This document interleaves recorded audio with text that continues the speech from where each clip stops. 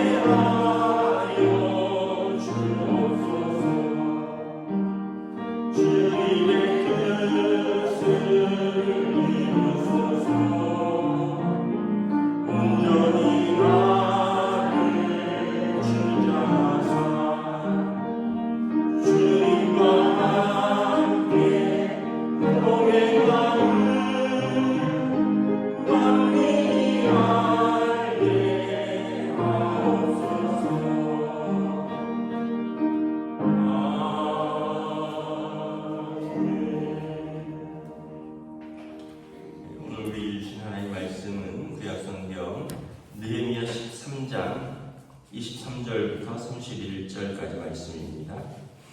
느헤미야 13장 23절부터 31절까지 말씀입니다. 다 찾으신 줄 알고 저와 여러분들이 한 절씩 교도하도록 하겠습니다. 그때 또 내가 본즉 유다 사람이 아스돗과 암몬과 모압 여인을 맞아 아내로 삼았는데 그들의 자녀가 아스돗과 암몬을 절반쯤 하여도 유다 방언은 못하니 그 한 마리 각 족속의 방언이므로 내가 그들을 책망하고 저주하고 그들 중 몇 사람을 때리고 그들의 머리털을 뽑고 이르되 너희는 너희 딸들을 그들의 아들들에게 주지 말고 너희 아들들이나 너희를 위하여 그들의 딸을 데려오지 아니하겠다고 하나님을 가리켜 맹세하라 하고 너희를 옛적에 이스라엘 왕 솔로몬이 이 일로 범죄하지 아니하였느냐. 그 많은 나라 중에 비길 왕이 없이 하나님의 사랑을 입은 자라.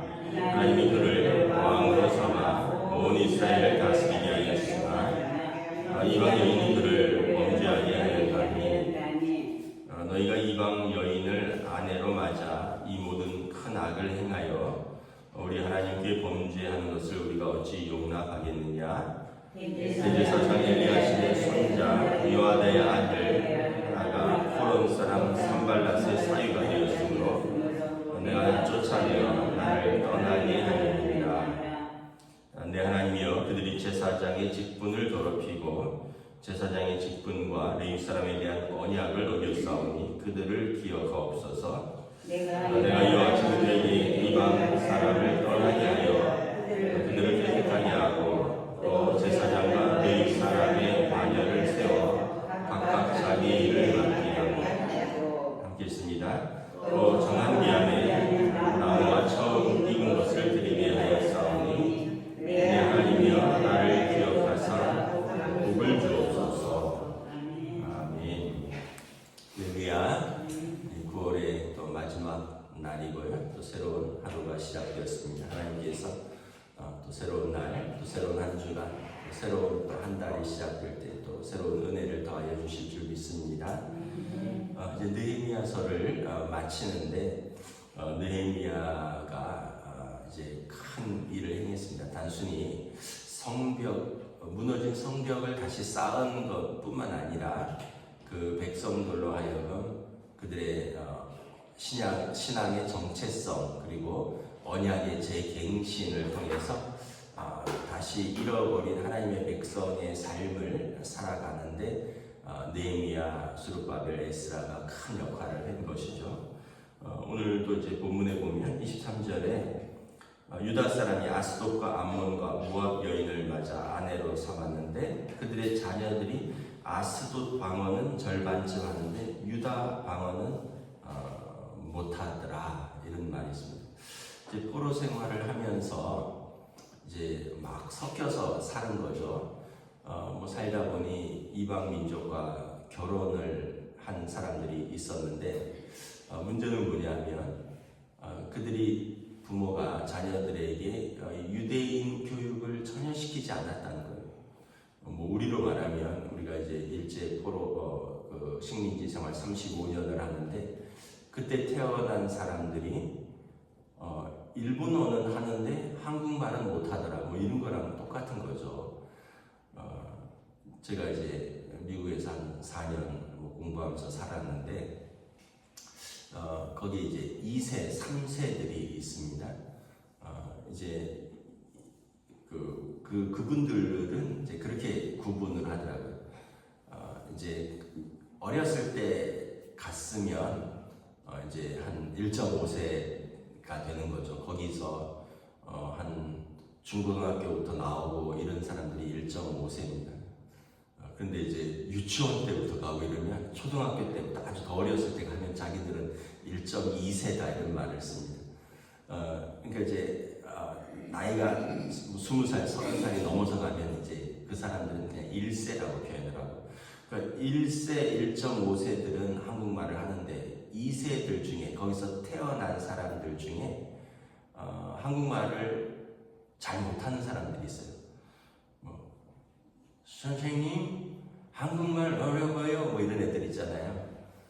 그게 이제 나빠서가 아니라 두 가지 이유가 있는 것 같아요. 첫째는 한국 부모들이 이제 미국에 가서 되게 고되게 일을 하거든요. 한국에서 다 대학을 나오고 그래도 미국 가면 아무것도 인정을 해주지가 않아요. 그 사람의 학위라든가 그 사람의 경력이라든가 거기서 다시 뭔가를 따야 되니까 결국 할 수 있는 게 주유소에서 기름을 넣는다거나 세탁소를 운영한다거나 슈퍼마켓에서 일한다거나 이러다 보니까 아침부터 밤늦게까지 일하고 그 교육을 이제 하다 보니까 아이들이 이제 말은 어떠면은 또 한국말을 집에 부모가 있으니까 하는데 글을 쓴다거나 책을 읽는다는 거에 전혀 신경을 못 쓴 거죠. 그리고 또 한편은 부모들이 미국 와서 당신들은 영어가 안 돼서 고생을 하는데 이제 막 유치원 간 아이가 영어를 막 하니까 너무 대견한 거예요. 그리고 이제 나중에는 그 아이들이 부모들의 볼일을 다 봅니다. 어디 가서 보험을 계약을 해야 된다거나 어떤 일이 생기면은 그 아이를 통역사처럼 데리고 다니고, 그러면서 이제 부모들 마음에 뿌듯하죠. 아유, 난 여기 와서 말도 제대로 못해서 되게 고생을 하는데 우리 아이들은 여기서 태어나서 여기서 학교 다니면서 이렇게 말을 유창하고 그러니까 되게 뿌듯하죠. 저도 우리 아이들이 놀이터에서 미국 애들하고 막 한 1년 지나서 영어로 막 놀 때 보니까 되게 뿌듯하더라고요. 아빠는 서울에서 한국에서 대학원까지 막 나왔는데도 가서 공부하는데 그렇게 영어가 힘든데 우리 아이들은 거기 가서 1년만 데려놨더니 유치원에서 학교에서 막 영어로 놀고 이러니까 너무 대견한 거예요. 근데 대견한 건 대견한 거고 한국 사람으로서의 정체성을 잃어버리는 경우들도 많이 있는 거죠. 나중에 보면 이제 이 아이들이 진짜 취직을 할 때, 그 아이들이 어떤 직업을 가질 때 자기네 나라 말을 못하면 미국 사람들이 이상하게 생각합니다. 왜냐하면 여기서 태어나서 여기서 학교 다녔으니까 영어 하는 건 당연하지 않느냐. 근데 너 한국 사람인데 너 왜 한국말은 못해? 이런 게 되는 거예요. 그러니까 결과적으로는 자기가 태어난 나라의 말도 해야 되고 마땅히 그곳에서 교육받았으니까 그곳의 언어를 쓰는 건 당연한 거죠.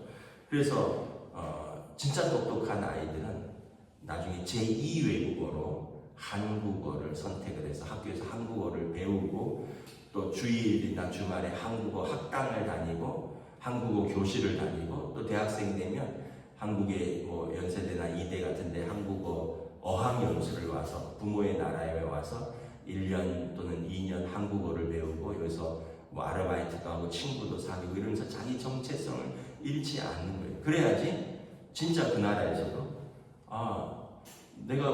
우리 회사에서 너를 뽑는 이유는 영어는 미국에서 하니까 영어는 다 하는 거 아니냐. 그런데 한국 이런 비즈니스 하려고 하는데 너가 한국 사람이고 한국말도 잘하니까 너가 필요한 거다. 이게 이렇게 되는 거예요. 그런데 나중에 그런 교육을 못 시켜놨으면 너 한국 사람인데 한국말 못하면 너를 뽑을 이유가 없잖아. 이렇게 돼버리는 거죠. 오늘 본문에도 보면 유다 사람들이 포로기에 아스돗, 암몬, 모압 여인들 주변의 사람들하고 살았는데 아스돗 방언은 절반쯤에도 유다 방언을 못한다는 거예요. 기가 막힌 거죠. 유다인의 정체성을 모른다는 거죠. 이것은 언어를 못할 뿐만 아니라 결과적으로는 그렇다면 그들의 신앙도 잊어버렸다는 거죠. 부모 세대는 유대인으로서 신앙생활을 하는데 그들의 자녀들은 뭐 유대인 말도 모르는데 그 토라를 읽을 수 있겠어요? 그 성경을. 그래서 25절에 보면 그 부모들을 책망하고 또 그 언약을 깼으니 저주하고 그리고 그들을 총리로서 체벌을 가합니다. 그리고 맹세하라고 합니다. 너희는 너희 딸들이나 아들들을 위하여 이방인 아들들, 딸들을 결혼시키지 않겠다고 맹세하라. 26절에 보면 옛날에 우리 조상 솔로몬이 이 일로 범죄하지 않았느냐. 솔로몬이 하나님 앞에서 그렇게 복을 받지 않았느냐. 그리고 그렇게 지혜를 얻지 않았느냐. 솔로몬이 그리고 아버지 다윗 왕의 열심으로 다 준비해서 성전까지 짓지 않았느냐. 솔로몬도 처음에는 얼마나 신앙생활을 열심히 했느냐.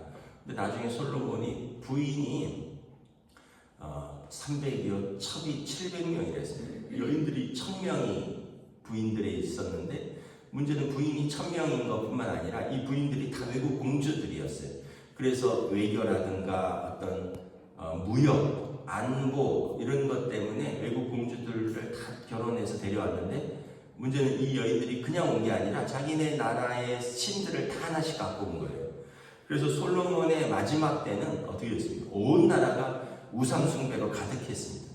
1000명의 그 여인들이 가지고 온 우상들, 그리고 그 사람들이 딸려온 그 종들이 있을 거 아니에요. 그래서 온 나라가 우상숭배가 가득이고 결국은 솔로몬 아들 때 하나님께서 나라를 솔로몬의 아들의 르호보암에게서 나라를 12분의 10을 띄어서 여로보암에게 줘버렸어요.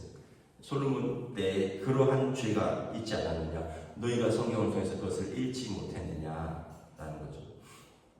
그래서 심지어 28절에 보면 대제사장 엘리야십의 손자 요아다의 아들, 그러니까 증손자죠. 증손자면은 뭐 3대째가 되는 거죠. 아들, 손자, 손자의 아들이니까. 그런데 대제사장의 증손자도 심지어는 호론 사람 산발랏의 사위가 되었다. 이 호론 사람 산발랏은 느헤미야 시대에 아몬 사람 도비아와 함께 성벽 건축을 지속적으로 반대했던 사람입니다. 그럴 뿐만 아니라 이 이 사람들은 도비아와 산발랏은 이방인인데 이 유대 땅에 와서 어떤 영향력을 미치고 엄청난 권력과 부를 가졌던 사람들이에요. 그러다 보니까 대제사장 엘리야십의 증손자가 그 사람의 딸과 결혼을 했다는 거예요. 그래서 느헤미야가 그를 추방해버립니다. 추방한 이유는 이 대제사장의 가문은 아들들은 직계는 대제사장의 후보이고요. 그리고 이 장남 장손이 아니면 제사장 가문이 되는 겁니다. 그런데 이제 제사장 가문 또는 대제사장의 후보 중에서도 이방인 여인과 결혼을 하였다면 그 사람들이 어떻게 제사장 직분을 수행을 하겠느냐. 그래서 그들을 예루살렘에서 떠나게 했다. 쫓아냈다는 거예요. 그래서 아예 이들은 제사장 직분을 수행하지 못하게 하고 혹시나 대제사장 가문에 들어오는 일 자체를 끊어버렸다는 거예요. 29절에 내 하나님이여 그들이 제사장의 직분을 더럽히고 제사장의 직분과 레위 사람에 대한 언약을 어겼사오니 그들을 기억하옵소서.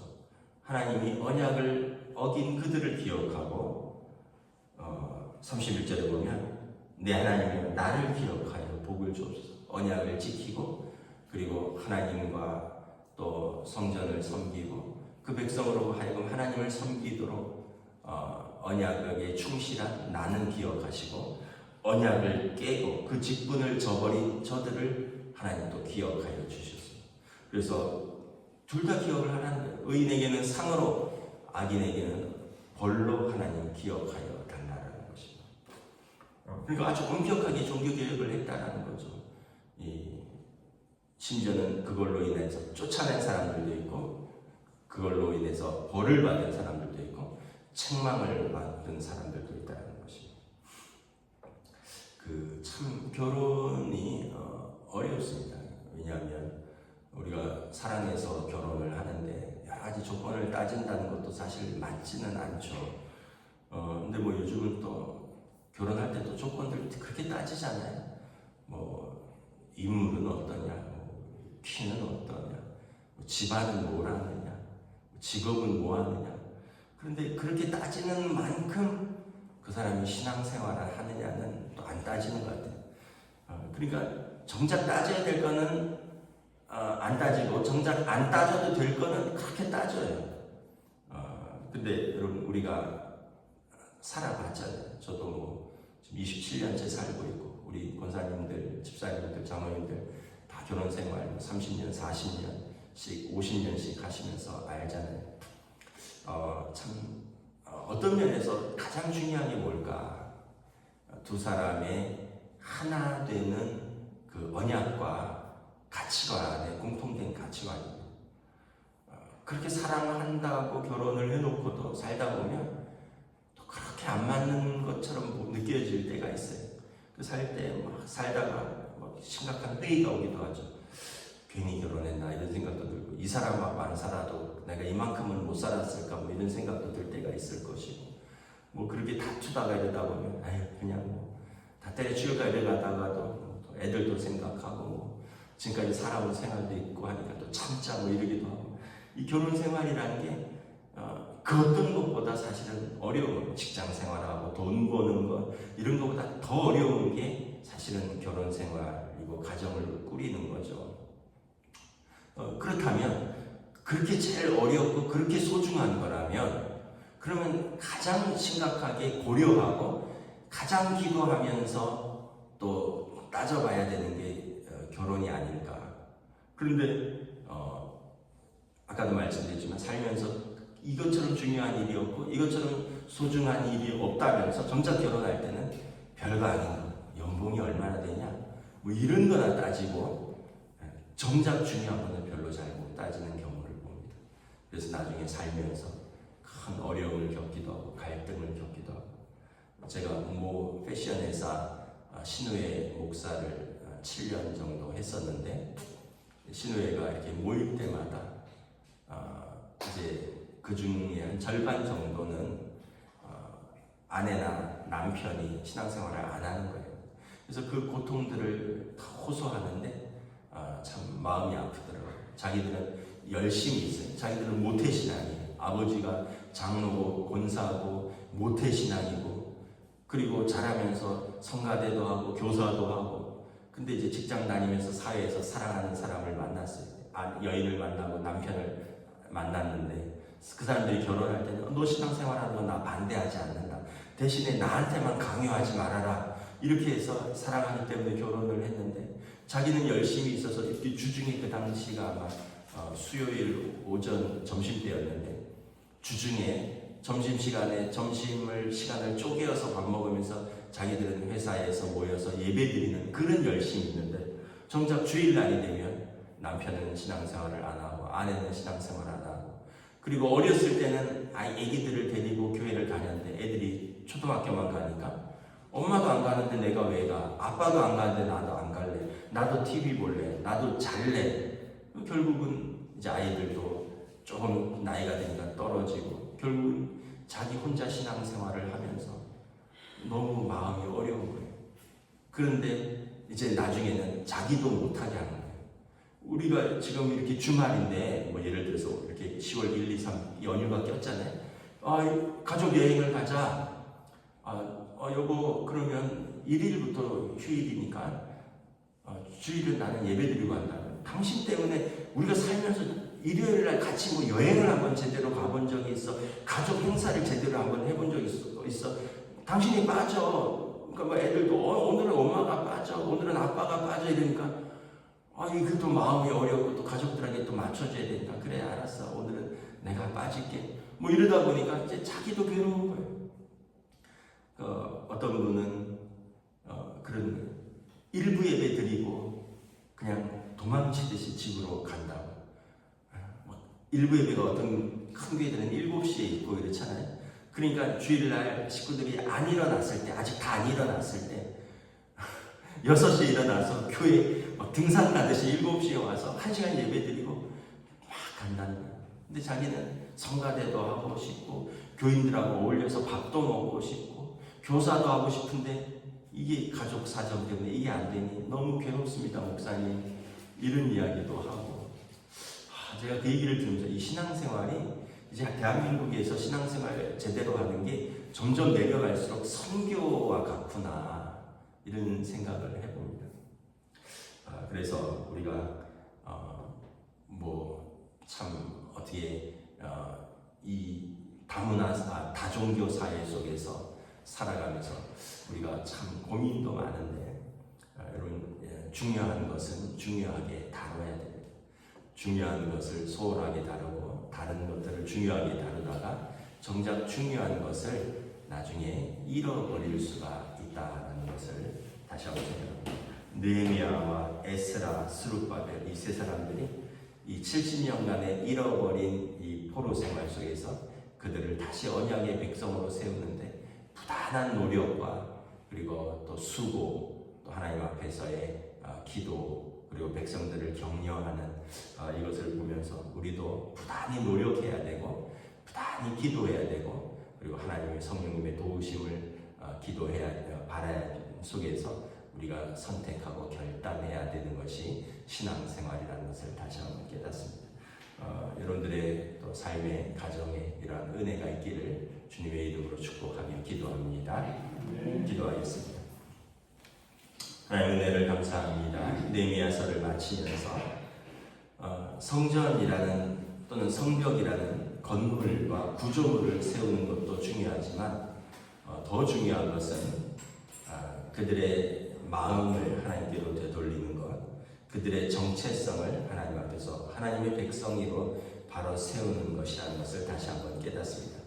성전은 언젠가는 무너질 수도 있고 성벽은 다시 또 무너지고 회파될 수 있지만, 그들이 그 정신, 그 믿음을 잃어버리지 않는다면 언제든지 하나님 앞에서 언약의 백성으로 살아갈 수 있는 줄 믿습니다. 우리 한국교회를 위해서 기도하고 또 우리 한국교회 성도들을 위해서 기도하고 특별히 우리 자녀 세대들을 위하여 기도하며, 하나님께서 또 우리에게 은혜 주셔서 우리가 믿음으로 살아갈 수 있는 용기와 결단, 그리고 성령님께서 인도하여 주시옵소서. 감사를 드리오며 우리 주 예수 그리스도 이름으로 기도드리옵나이다. 아멘. 하늘에 계신 우리 아버지, 아버지의 이름을 거룩하게 하시며 아버지의 나라가 오게 하시며 아버지의 뜻이 하늘에서와 같이 땅에서도 이루어지게 하소서. 오늘 우리에게 일용할 양식을 주시고 우리가 우리에게 잘못한 사람을 용서하여 준 것 같이 우리 죄를 용서하여 주시고 우리를 시험에 빠지지 않게 하시고 악에서 구하소서. 나라와 권능과 영광이